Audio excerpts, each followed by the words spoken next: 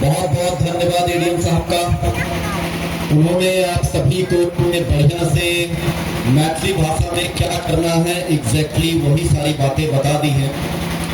और क्योंकि एडीएम साहब आप सभी के पहले अनुमंडल पदाधिकारी भी रह चुके हैं, इस पूरे क्षेत्र को भली भांति जानते हैं और मैथिली भाषा में इतने बढ़िया से सभी बिंदुओं को अच्छे से समझा दिया।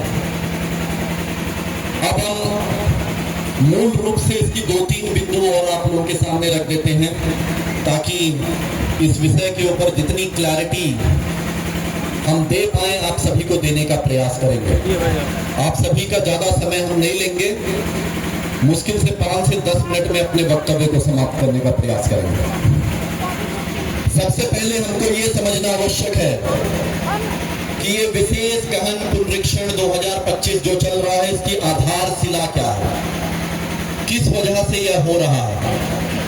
तो यह इस देश में सबसे सर्वोपरि क्या है, सबसे ऊंचे स्तर पे क्या चीज है? सबसे ऊंचे स्तर पर है देश का संविधान। सबसे ऊपर है संविधान। संविधान के बाद ही कोई चीज आती है।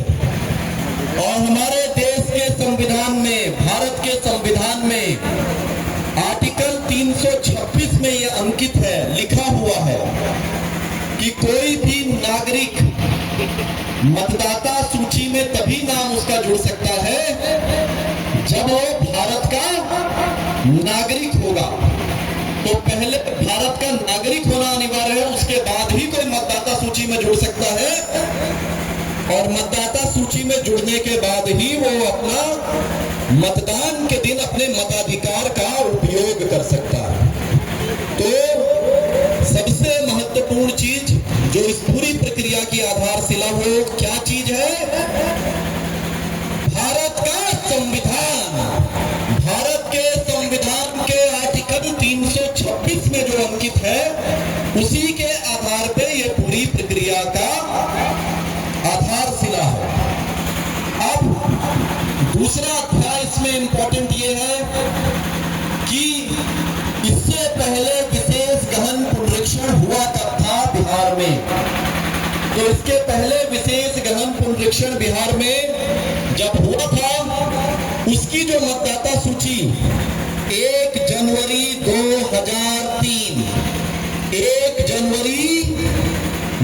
2003 की जो मतदाता सूची है, उस सूची में, उस मतदाता सूची में यदि आपका नाम है तो आपको किसी और दस्तावेज की जरूरत नहीं है।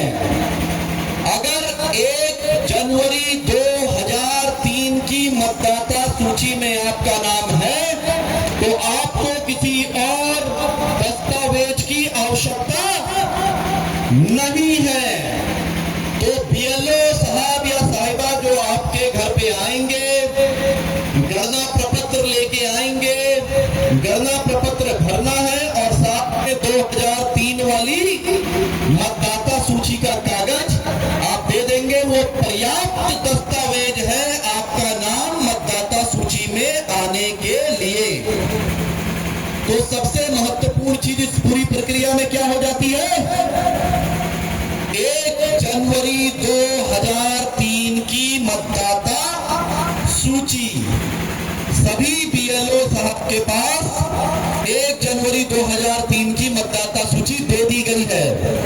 सभी मतदाता सूची से अपना नाम मिलान कर ले, उसमें नाम है तो आप सीधे सीधे उसी दस्तावेज को दे दीजिए गणना, और आपका नाम मतदाता उसके जो वेरिफिकेशन, उसके बाद मतदाता सूची में ड्राफ्ट रोल में जो 26 जुलाई के बाद अंत होगा, उसके बाद जो ड्राफ्ट रोल हम लोग निकालेंगे उसमें वो आपका नाम आ जाएगा। तीसरा अध्याय।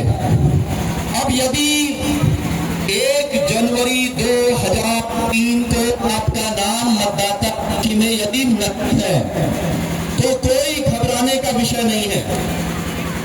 उसके बाद जो सबसे महत्वपूर्ण चीज है वह ये कि आपका जन्म कब हुआ था, आपकी जन्म तिथि महत्वपूर्ण हो जाती है।